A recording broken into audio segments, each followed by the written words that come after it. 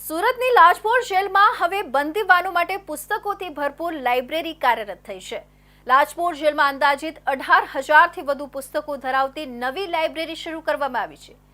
જેલમાં સજા ભોગવી રહેલા બંદીવાનો હવે ફુરસદના સમયમાં વિવિધ વિષયો પર આધારિત પુસ્તકો વાંચી શકે એ માટે આ પ્રયાસ કરાયો છે।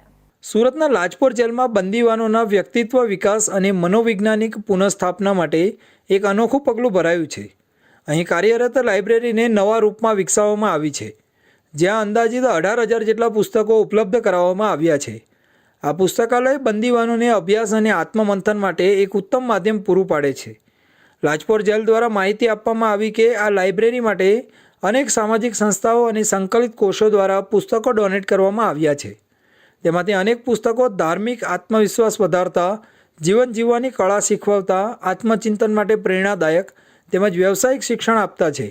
દર મહિને સરેરાશ 2200 જેટલા પુસ્તકો બંદીવાનોને ઇસ્યુ કરવામાં આવે છે।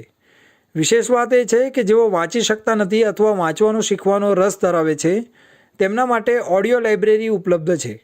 આવા બંદીવાનોથી અંતર રાખ્યા વિના તેમની જરૂરિયાતને ધ્યાનમાં રાખીને ઓડિયો લાઇબ્રેરી પણ કાર્યરત કરવામાં આવી છે।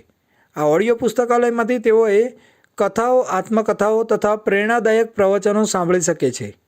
લાઇબ્રેરીને વ્યવસ્થિત રીતે સંચાલિત કરવામાં આવે છે અને દરેક બંદીવાનને કયું પુસ્તક વાંચ્યું છે, કેટલો સમય આપ્યો છે અને તે શું રસ ધરાવે છે તે તમામ બાબતોનો ટ્રેક રેકોર્ડ પણ જતાવવામાં આવે છે।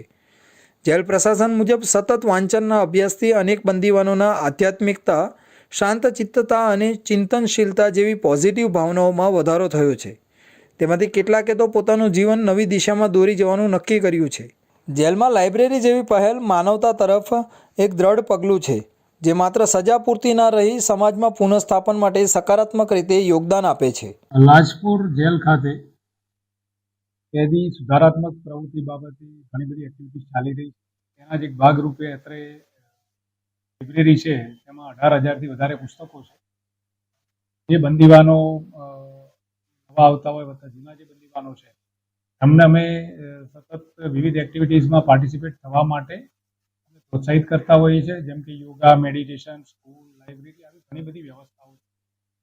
ભાગરૂપે લાઇબ્રેરીમાં બી વાંચન માટે અમે એમને પ્રોત્સાહિત કરીએ છીએ અને એમાં વાંચનનું પ્રમાણ વધે એ માટે અમે મહેનત કરીએ। અમારી પાસે 18,000થી વધારે પુસ્તકો છે અને 7 લેંગ્વેજમાં છે, ગુજરાતી, હિન્દી, ઇંગ્લિશ, આ ઉપરાંત બીજી પુસ્તકો અવેલેબલ છે। તમામ પુસ્તકોનો અમારી પાસે રેકોર્ડ હોય છે।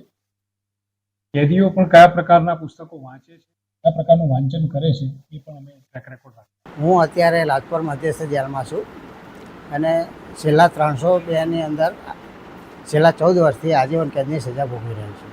મારા જીવનની અંદર આ પુસ્તકો વાંચવાથી ઘણું જ પરિવર્તન આવેલ છે અને આ પુસ્તકો લાઇબ્રેરીની અંદર જે આધ્યાત્મિક પુસ્તકો હોય, કોઈ ધાર્મિક કે જે બૌદ્ધ કથાઓ હોય, જૈન કથાઓ હોય કે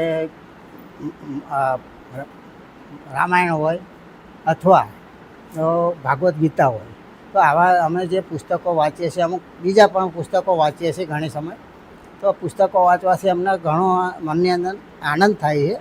લાજપોર જેલની લાઇબ્રેરીના નવા આયોજનથી કેદીઓમાં વિચારશૈલીમાં ધીરેજી અને પરિવર્તન જોવા મળ્યું છે। દર મહિને હજારો પુસ્તકો વાંચવા માટે ઇસ્યુ થાય છે અને વાંચન પર કડક ટ્રેકિંગ રાખવામાં આવે છે। વાંચવામાં અસમર્થ કેદીઓ માટે ઓડિયો લાઇબ્રેરી પણ ઉપલબ્ધ છે। જેલના વહીવટીતંત્રને આશા છે કે આ અભિગમથી કેદીઓના જીવનમાં સુધારો આવશે અને તેઓ સમાજમાં પુનઃસ્થાપિત થવા માટે તૈયાર થઈ શકશે।